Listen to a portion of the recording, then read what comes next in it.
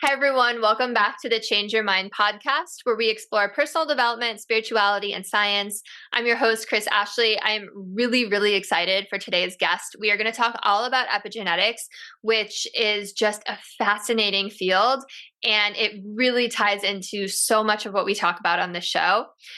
First, a couple quick announcements. If you head to the link in the show notes, you'll find a lot there. You'll find ways to sponsor the podcast. You will find links to my book, Change Your Mind to Change Your Reality. You'll find free courses, paid courses as well, free downloads, free live masterclass, and all of my guests' links as well. And then, as always, this podcast is part of the Los Angeles Tribune Podcast Network. We're doing a lot with personal development. We just had the amazing LA Leadership Week, and I was on a panel. So check out what we're doing. It's really exciting. Hi, I'm Chris. When I was younger, I went through trauma that caused me to feel broken and lost. But my life changed after I had a spiritual awakening. Since then, I've dedicated my life to studying and learning from masters all around the world that have helped me to create a life of fulfillment and abundance beyond my wildest dreams. Now I'm dedicated to sharing everything I've learned so that you don't have to suffer for decades like I did. I've seen people's lives completely transformed, and I share it all right here.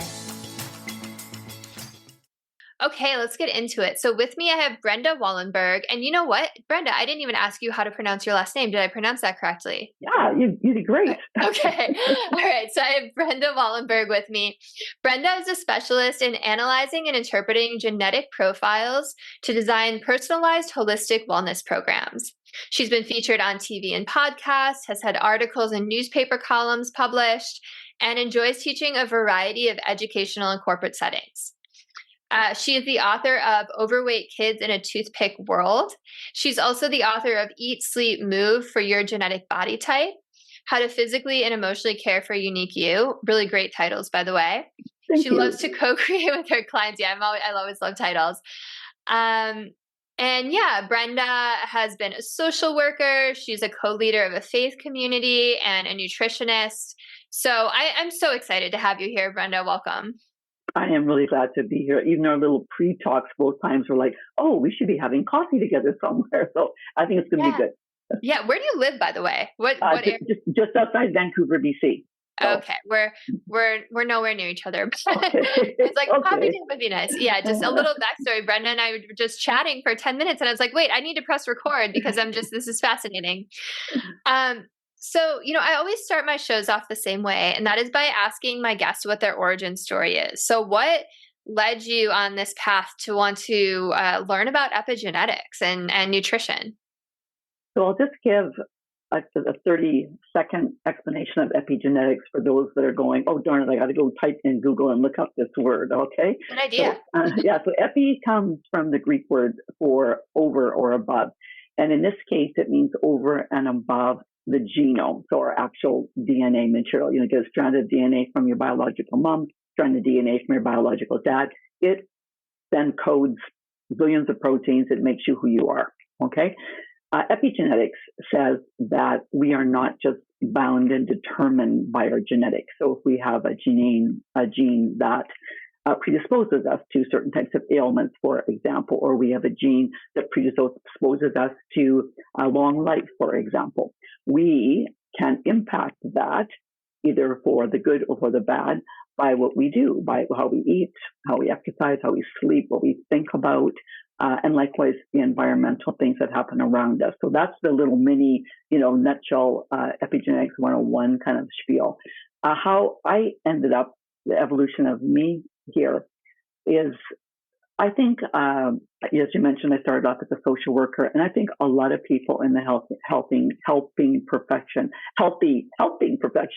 end up there sometimes to try to see if they can bring a measure of resolution to their own origin, their own family of origin, their own upbringing. And I know for me that was part of it. We had large family and then had lots of foster kids. I had 4 adopted siblings. And it was sometimes a really great, loving house and sometimes just a really chaotic house with mental health kind of, issues rippling through it.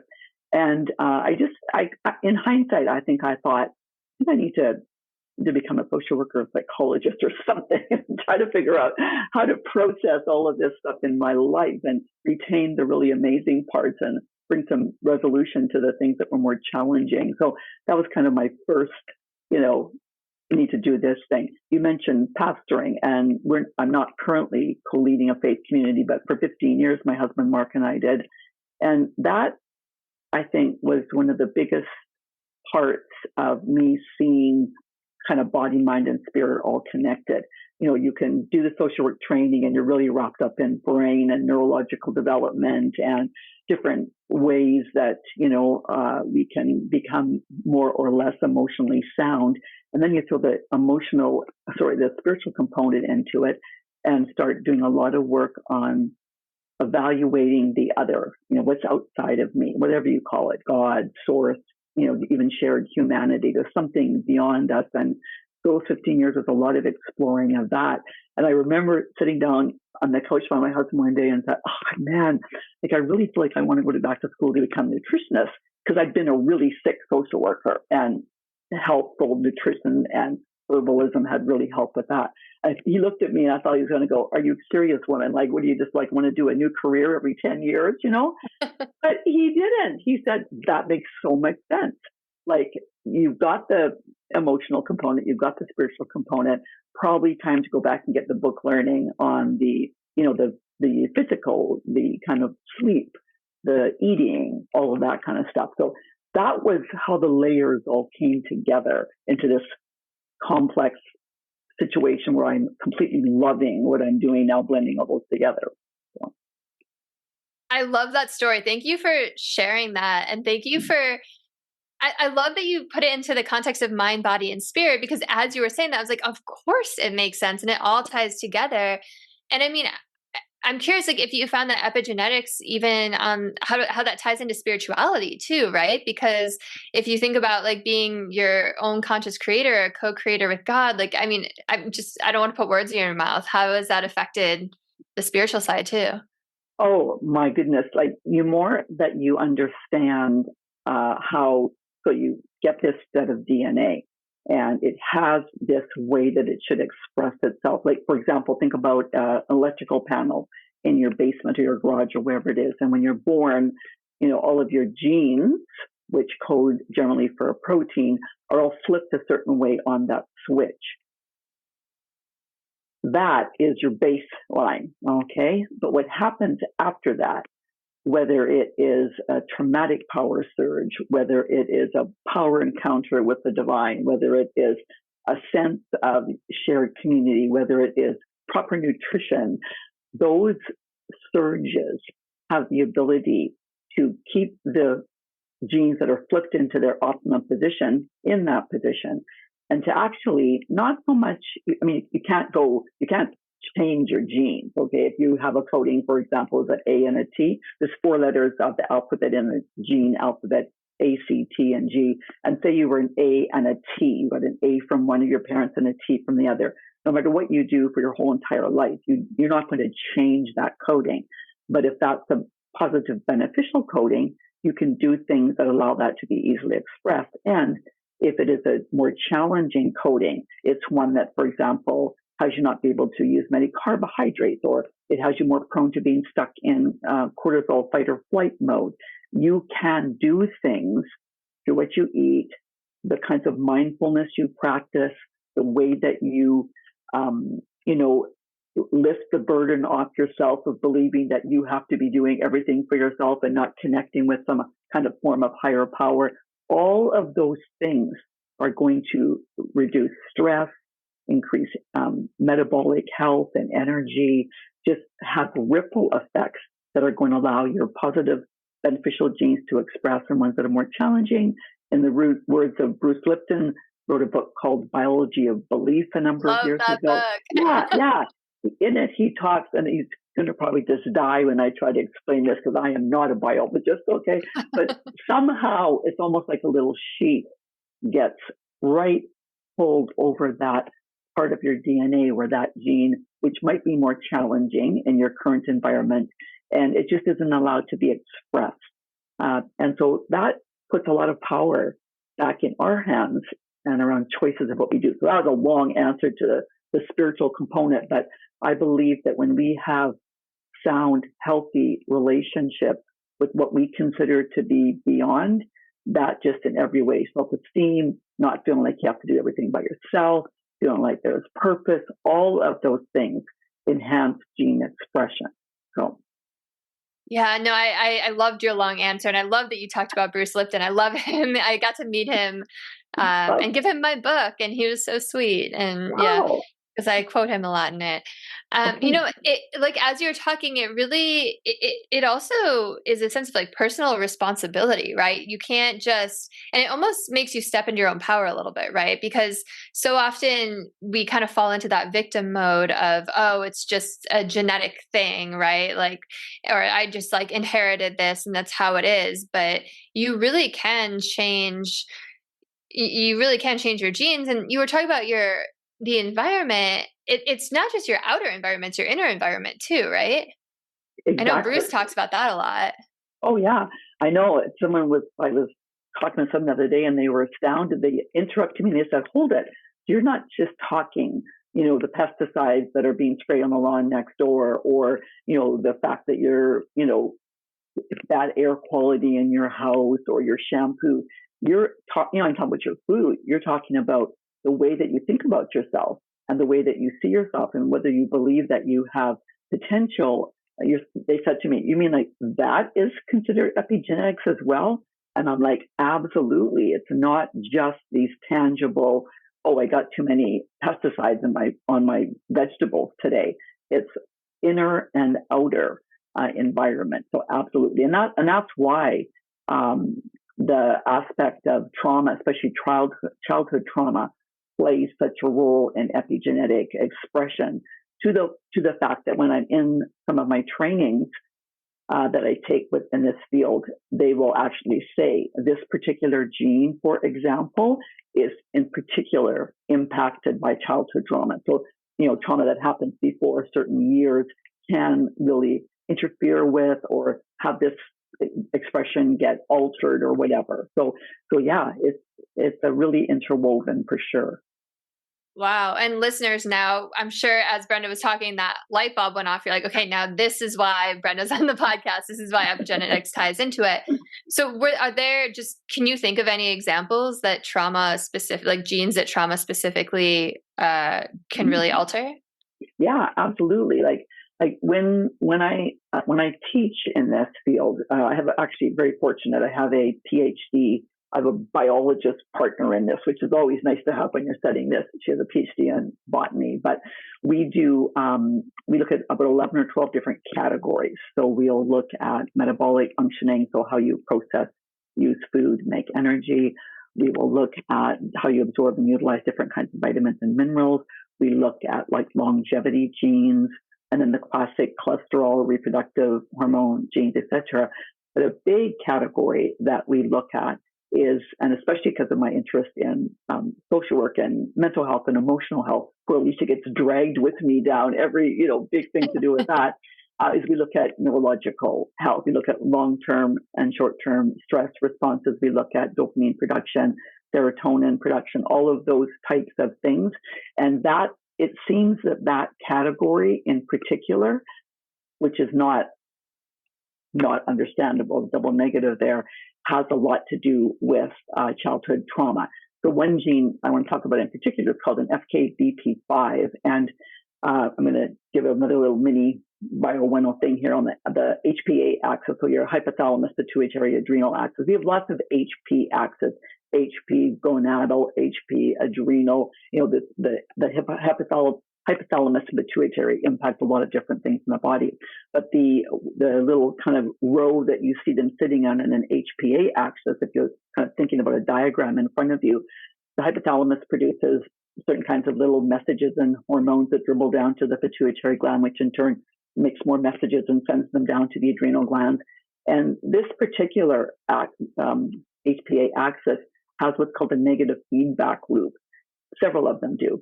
But what's happening is once your adrenal glands have got the message, oh, you need to be producing cortisol, and that could be just because it was waking up in the morning and you got some light, on your face and, it's time to get up and be focused for the day. That should drop, throughout the day.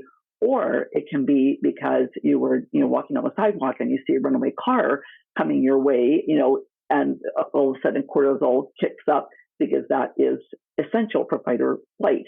That's not when you want your rational brain going, oh, let's see if I can compute the trajectory of that vehicle. I wonder roughly how, you just want the part of your brain that goes, jump over the damn hedge. Like, just get over the hedge, okay? And so cortisol is super helpful. We need it, but we need it in specific amounts. We don't want it high levels all throughout the day. So therefore, this feedback loop says to the hypothalamus, okay, says to the pituitary gland, okay, we have enough cortisol. Thank you very much. You can slow down production. So if you are what we call red, you got the double homozygous, you got the challenging gene from both of your folks. We think red traffic light, this could be a bit problematic, okay? I have it, so I can speak well to this. What happens is, it's like your hypothalamus and your pituitary gland simply go, we're not listening, and they don't tell the adrenal glands to slow down production. And I got to tell you, this was the most amazing thing I could discover 5 years ago. It was very disheartening. I went, oh crap, double red. Although you never be, oh crap, because these are your genes. They got you here. I was really good at running away from pterodactyls, okay? But when we live in a state where we're chronically exposed to stress, and it is not that kind of quick, oh, run away or, oh, go get food for supper. But it's just like ongoing, oh, my list is too long. My child is having this struggling. My parents are aging and whatever. Being stuck in that is not helpful. So I know every exercise known to mankind, spiritually, physically, emotionally, mentally, to get into parasympathetic. I can box free with the best of them. I can physiological sigh, I can, whatever, walk in nature, cold shower, forest base, the whole 9 yards. And I would get into rest and recuperative parasympathetic side, feel myself, start to calm down. I feel like I would sneeze and I would be back in fight or flight. And you'd spend, 80% of your life trying to meditate, quiet, calm, centered prayer, get in, a parasympathetic state again. The day that I learned, oh my goodness, I actually don't have an ability to easily stay in there. Like, I just produce way too much cortisol on an ongoing basis. And I learned what to do about it and reset that. Oh my goodness, I've been like the most Zen-like person. You might find that hard to believe when you talk to me, but relatively speaking, it has made a significant difference for me and for clients. That particular gene is often negatively impacted by childhood trauma. So, yeah. Wow. Yeah. Thank you so much for explaining all of that. I have like a basic understanding of a lot of it, so I was following, but it's so fascinating to learn about this. And by the way, I feel like I am also one of those people who has a really hard time. Like, I have to really consciously bring myself down into a parasympathetic. So I totally understand that. Yeah. And yeah, so when you work with clients, you actually map all of this for people then, huh? And they can actually see, wow, that's so fascinating. Yeah, absolutely. Like, and map is a good word for it. It's going to cover up a name here. And I know that you probably don't even do this. I don't know how much are you on YouTube, but this is some of the 65 or 68 genes that we cover. And we literally, we get the raw genome file from 23andMe, or like, one company that we like to use now in Canada that ships all over the place is called DNA Allure. They don't have some of the same security issues that 23andMe seems to have sometimes. And so we get this raw data. It's this big, this comes like a WordPad file with all these, RS numbers, and big string of numbers after them, means nothing until you run them through a couple of different software programs that I'm trained in using. And out of that, then you get this roadmap of what I like to deal with and is the most relevant one. You have lots of genes. You have lots of SNPs, single nucleotide polymorphisms, that are like a little typo in the gene. But it doesn't make sense to learn about a lot of ones that you don't have an actual something you can do about it, like a practical application of that. So that's the ones that I concentrate on. So yeah, people will send me their raw genome files, they're called, once they get them. I run them through the software. We make a little map.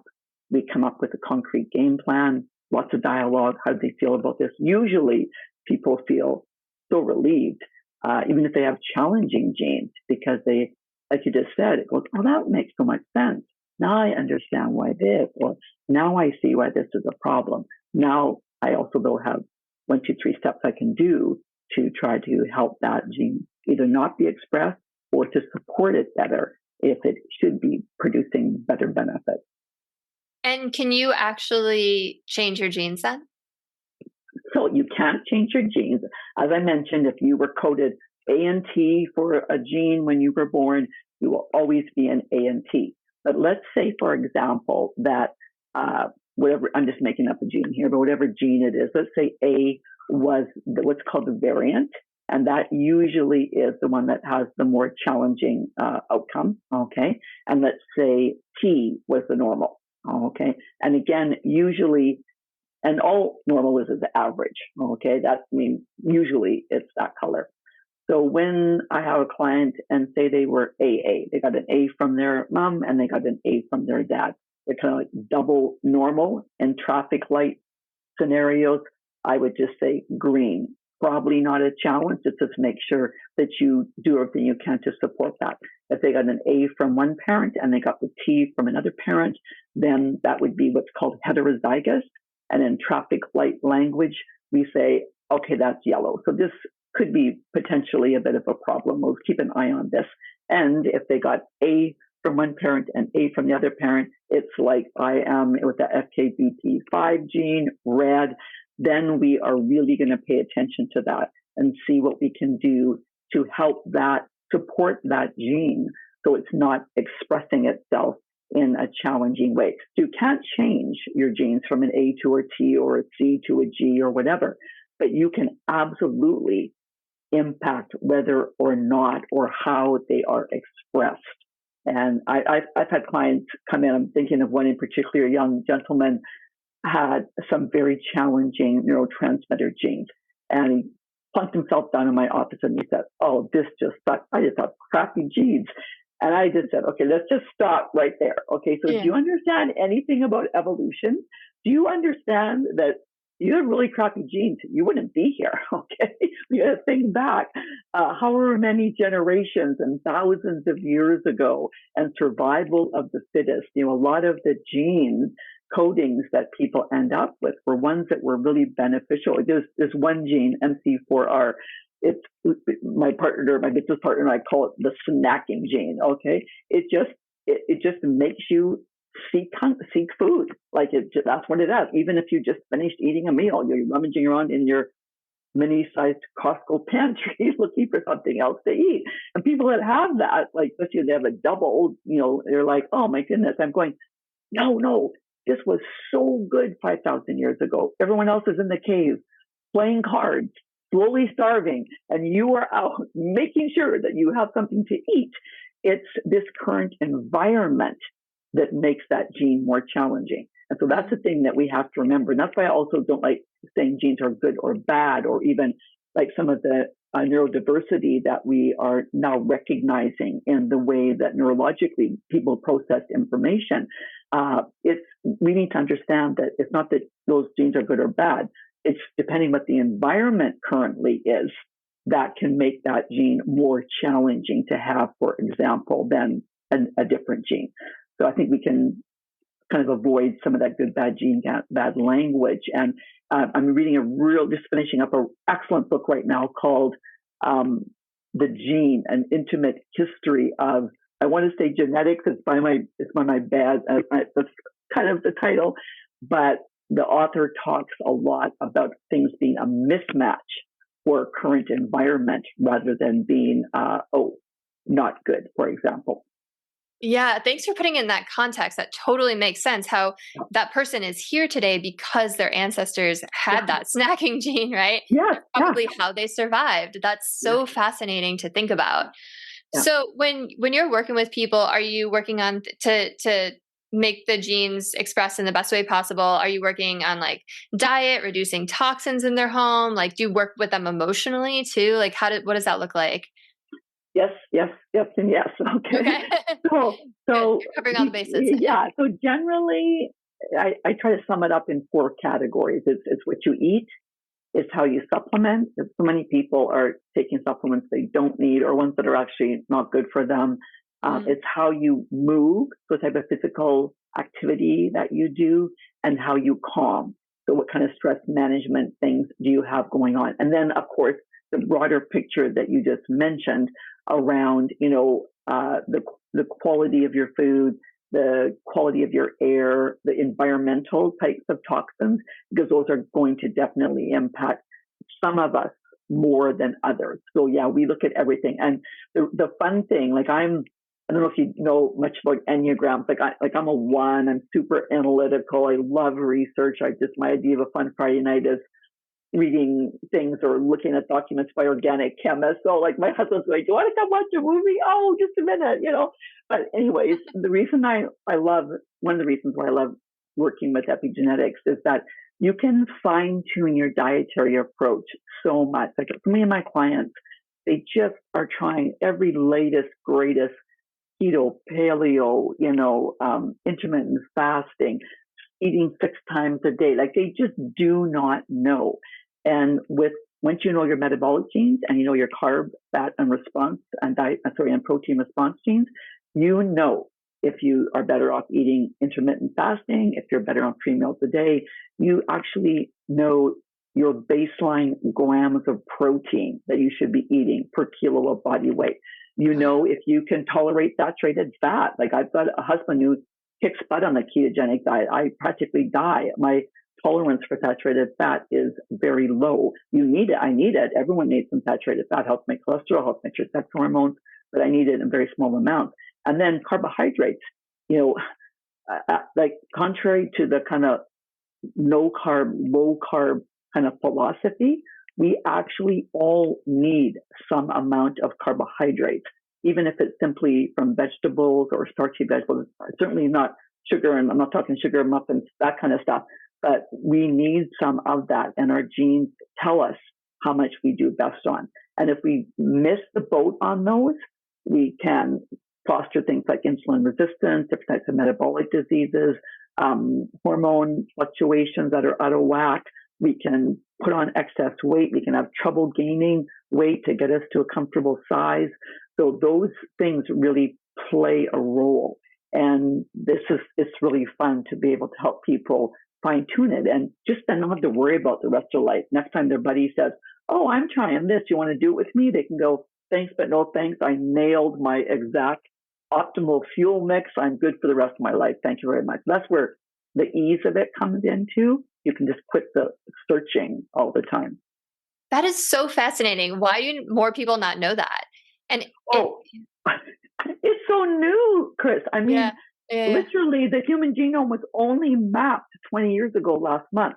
Yeah, that's true. It's like, and when it first started, I'm going to exaggerate here, but really only people like multi-billionaires could even afford to get their genetics tested. Like it wasn't like now where, on a good Mother's Day sale, you can get your genes tested for like $149. Like that was not happening.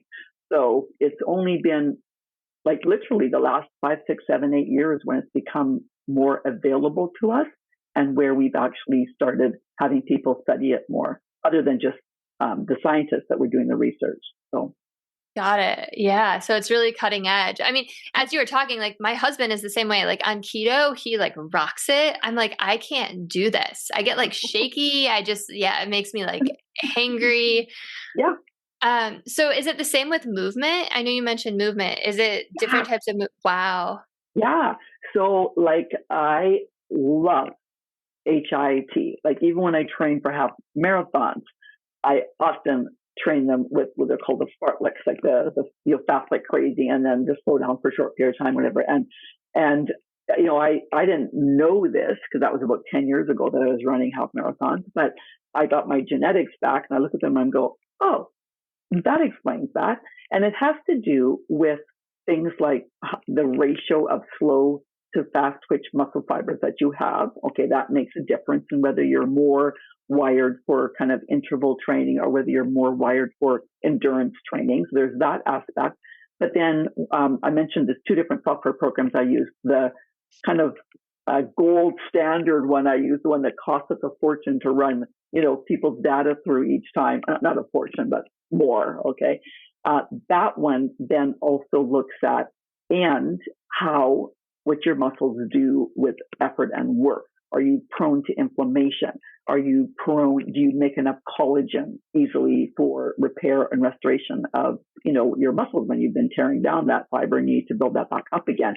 So I was able to fine tune my love of the interval training by going, oh, okay, I do have the right kind of muscle twitch fiber, which I knew about before, but I have challenging muscle repair genes and collagen production genes. So I'm going to tailor my interval training instead of going like 95% all out for my, high intensity part.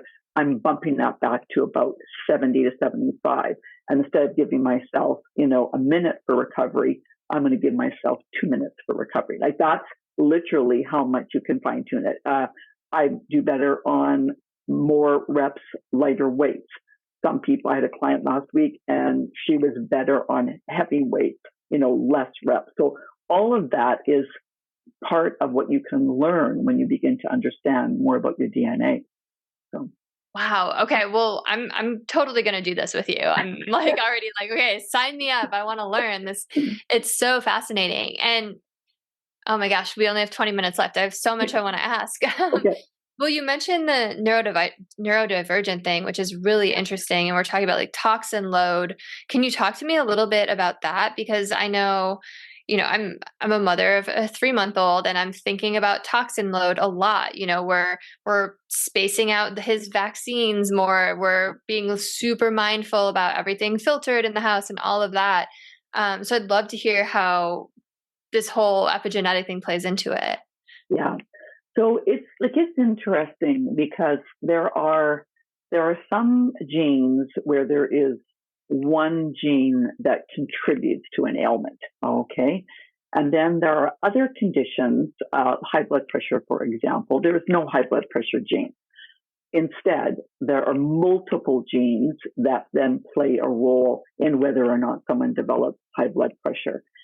When we're looking at toxins negatively impact everybody, okay? But they are going to more specifically negatively impact someone who has poor, what we call phase 1 or phase 2 detoxification genes. So detoxification, predominantly this phase 1, phase 2 I'm talking about happens in the liver.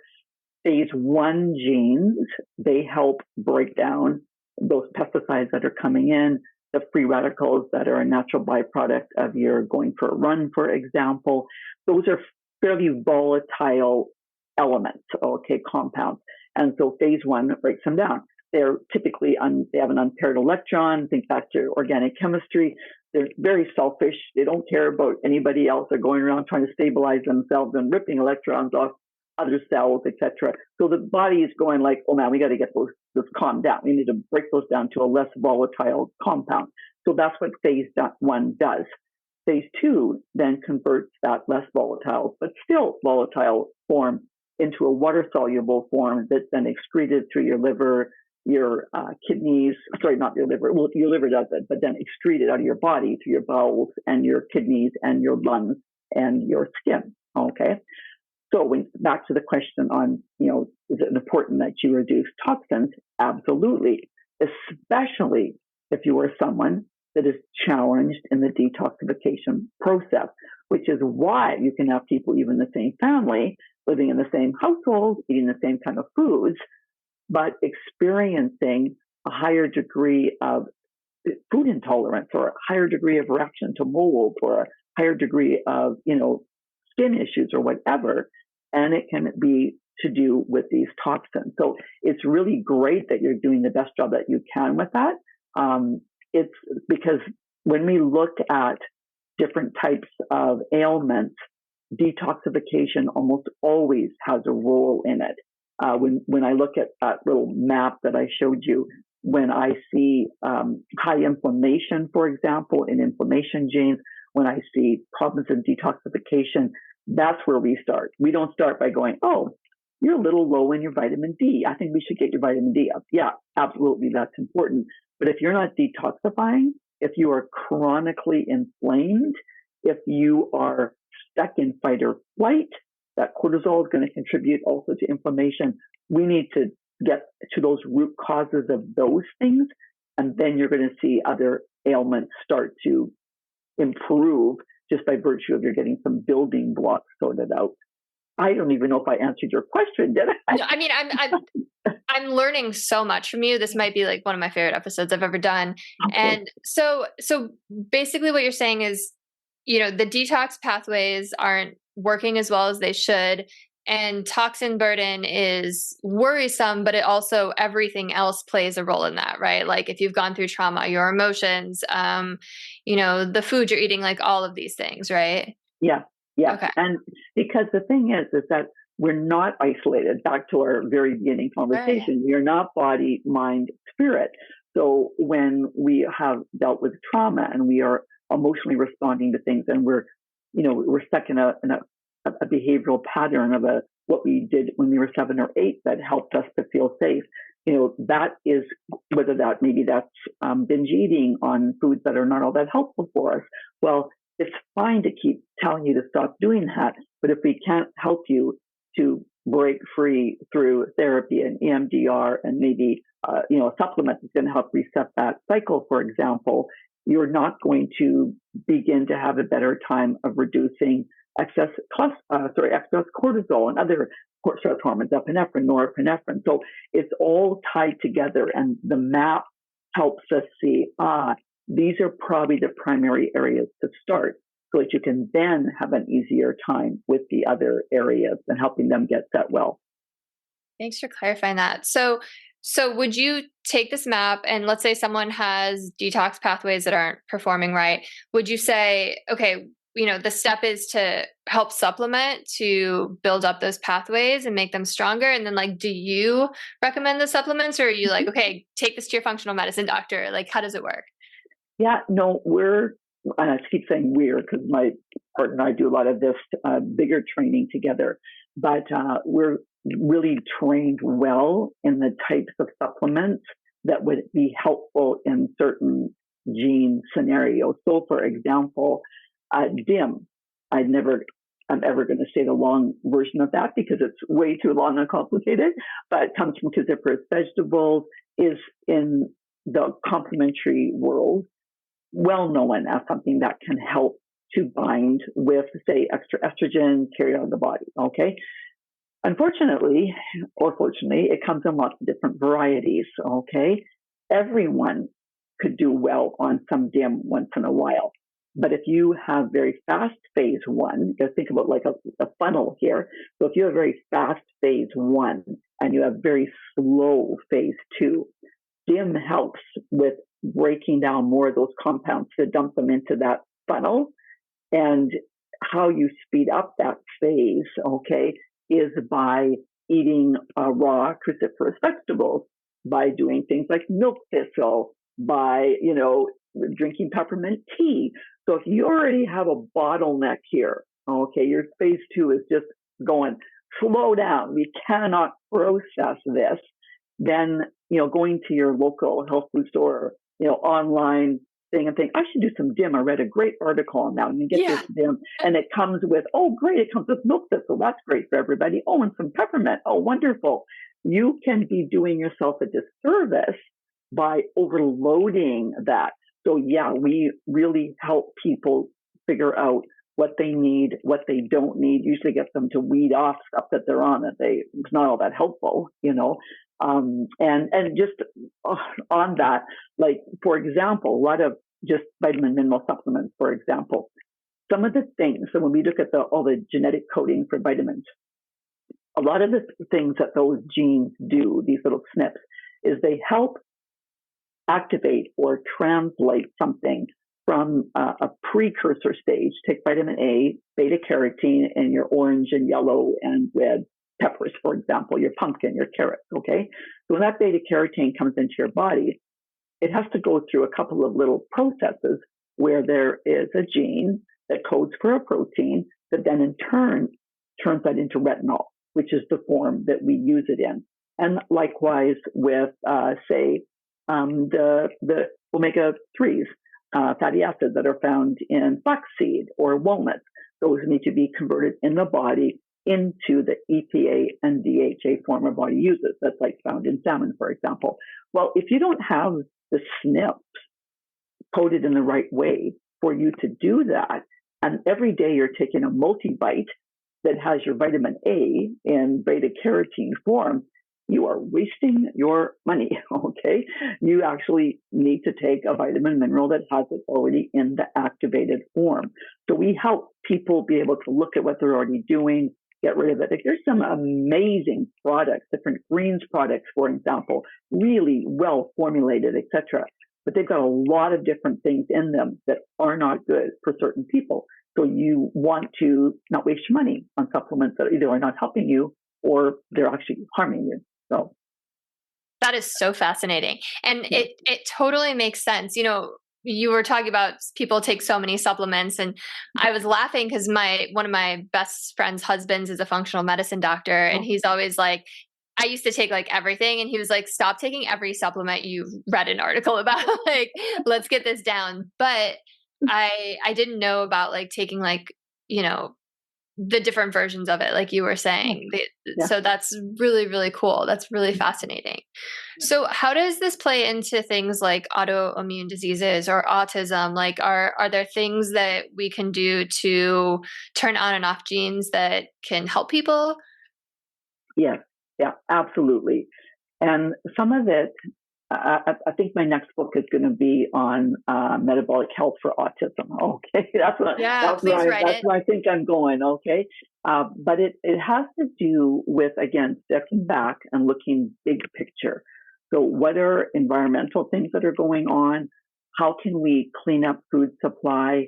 How can we make sure that we're supplementing the things that we need? But again, with things like autism and autoimmune disease, a lot of times, a component of this is the detoxification, like you mentioned, okay?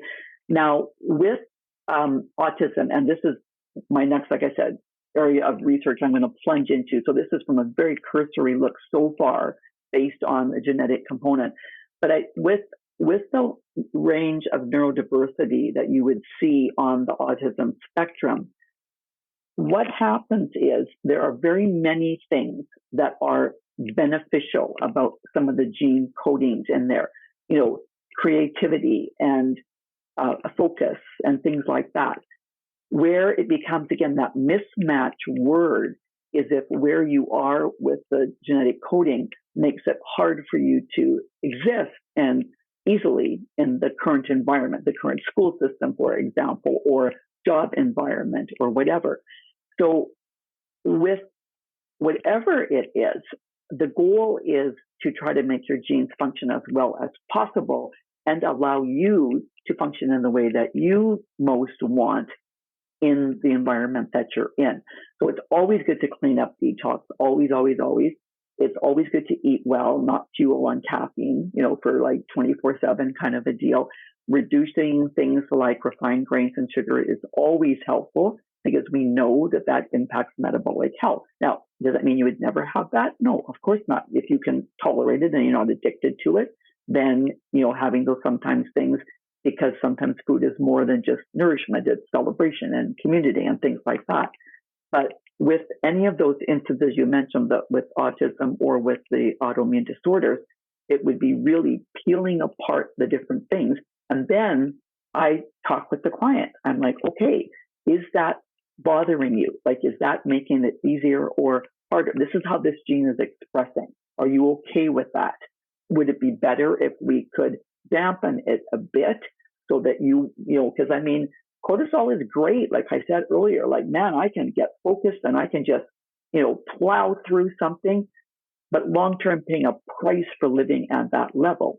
And so likewise with someone who has a gene coding that is, not producing enough dopamine. Yeah, it helps you to be this and this and this, but you're paying a price for it this way. So would it be good if we help support you, get some extra tyrosine, some of the cofactors, the zinc, B vitamins that help produce dopamine, get you doing jumping jacks, a couple times a day, 5 minutes, you can elevate your dopamine so that you can function better in the environment that you're choosing to be in. So yeah, it's really personalized and not labeling anything as, oh, that's going to be a problem. It's like, is that a problem for you? Or can we tweak it so that you retain the essence of how this gene is helping you express, but let it be less problematic in these circumstances, that kind of thing. I love that way of looking at it. That's a really beautiful way of working with the client. And also, yeah, there's benefits to a lot of these things like we were talking about too. That's really cool. Yeah. So I know we don't have a ton of time, but you were mentioning all of the different categories that you and your partner look at. And one of them was reproductive health. And as someone who went through 7 years infertility and had to do all the fertility treatments for years, that always just kind of makes me perk my ears up when I can learn something else about it. So I'm curious. Everything you know about it, but no, I'm just kidding. I'm curious about, gene expression when it comes to reproductive health. Sure. So nutritionists nor social workers diagnose or treat. So this is all just information, educational information. You obviously would go to your healthcare practitioner. What we do find that's interesting is that with that category, we can look at several different estrogen genes, testosterone genes, and then we also look at thyroid genes, because even though those are not technically reproductive health genes, it's interesting the role that thyroid plays in lots of different things, okay? So we can look at and see if there is too much or too little estrogen being produced. We can look at in what form it might being converted to. Is more of it being converted to the 2OH, the protective form? Is more of it being converted to the 4OH, less protective, more cancer-prone type of form? We look at all of that. Often with infertility, believe it or not, there is detoxification issues going on. There's a gene that is called the COMT gene. That's a really cool gene. Mind you, they're all pretty cool. But it is one of the genes that helps in degrading lots of things, dopamine, phytoestrogens that are coming in from outside xenoestrogens, our own estrogen. And if there's something going on there where it's either breaking that, you don't have enough estrogen because it's too fast and it's firing it out. So we can look at the different things. We don't look at any progesterone genes yet in the software that we use, but we do get some hints as to where there might be issues going on. We can also look at, often people are not eating enough carbohydrates for their body type. And so they might be not eating enough food in general. I find a lot of women don't eat enough. And so a body will slow down, not going to carry a baby to term, not going to produce a baby if there are not enough certain levels of nutrients in the body. So we would come at it from a lot of different angles. We also usually do a detoxification, sometimes use some homeopathics to make sure that cycles are happening properly according to moon cycles. So there's a few different things we would do there, but definitely the genetic component can play a factor in that. Yeah. Yeah, thanks for explaining that. Every time I have a guest on that could give some hint as to what was going on, I'll tell you just what happened with me, and you can just see if there's anything that sparks from your expertise. So I do have Hashimoto's, but what was happening was we did IVF a few times, and there's different checkpoints, right? There's how many eggs you get, how many fertilize, how many go to the 6-day blastocyst, all that. So we were killing it for all of them. We were doing better than average. And then the last step is testing the chromosomes, and every single one of them was chromosomally abnormal every single time. And they all had different abnormalities every time. So I don't know. And our doctor said he's never seen that before. So I've not heard of that either. Now you can make me start pondering what could possibly have been happening there. Wow. But, and see, here's the thing. I unexplained infertility, that's just bullshit to me, right? Everything has an explanation, right? Everything. Just because they don't know it, it's unexplained to them. So I'm just on this quest to figure it out. So if you happen to come across the answer, you'll have to let me know. I absolutely will. And I think here's a little caveat in there. On this quest for information, which I'm right up there with you, front line, looking for all this stuff, when you said there's no unexplained stuff, I agree with you. Like, there has to be some foundational reason for this. I also know that it can drive us crazy trying to find it sometimes. Yeah. And so sometimes it's like we might just need to put something to rest for a bit until either new information comes out or whatever, so that we are not living in perpetual stress as we are trying to find the answer to that. It's always this tension of, this, but this. I'm not very comfortable with unknown. I like to know everything.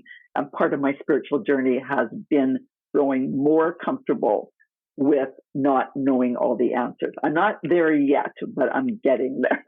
I was going to say, that's the pastor and the social worker and you coming out. And yeah, totally. I mean, the spiritual side of me is like, I had a soul contract. My son is my son for a reason. This was all part of my journey, lessons I'm meant to learn. Like, I'm there with you. Yep. But that truth seeker in me is like, I want to learn and I want knowledge and I want to know. But yes, I totally appreciate what you're saying there. Yeah. It's a delicate balance. I don't get it right every day. Sometimes a lot of days I don't, but I'm working on it. Totally. Wow, this was such a great conversation. An hour flew by. I am so grateful for your time. If you ever want to come back on, I'd love to have you back on the show. We had all these notes of things to talk about that we didn't even touch. So, but here's an idea. Here's an idea, Chris. You'll get your DNA done, and we'll come back and explain to people how it impacted you. How's that? That's amazing. I love that idea. And I also want to hear your explanation on that next episode about how you take this back to ancient philosophies and different religions and faiths and yeah, so we've got a lot more to talk about next time. But I'm sure people are just dying to get their DNA done and work with you. So tell people how they can work with you and find you and all that. Sure. So website is InBalance LM, stands for Lifestyle Management, InBalanceLM.com. Right at the very top, it just says, are you interested in personalized nutrition? Just click on it. Gives you some options, a free infographic, a little free self-check you can take. And then there's both a one-off, just hour and a half kind of consult, or you can do a full 12-week program, which we just started again last week for the geeks who want to deep dive. Okay, so those are all available on there. And for getting your raw data done, the two forms that I can use in the software, one is 23andMe. They have a big sale on right now, but and then when you're airing this, they always have sales on. And if you're cautious with 23andMe's security measures, then I recommend DNAallure.com. I'm not affiliated with them, but they can ship anywhere FedEx does, and they are very secure. Will delete your data right after. So if you want yourself or your children done, I feel like it's much more secure that way. Yeah. All right. Well, thank you so much. I really appreciate your time. If you're listening to this, please like, share, subscribe, send this to someone you think could use it. I think everyone could use this information, especially because, like we were talking about, it's cutting edge, it's new, and let's spread the word. So thank you all so much. Have a great rest of your day. Brenda, have a great rest of your day too. Thank you so much.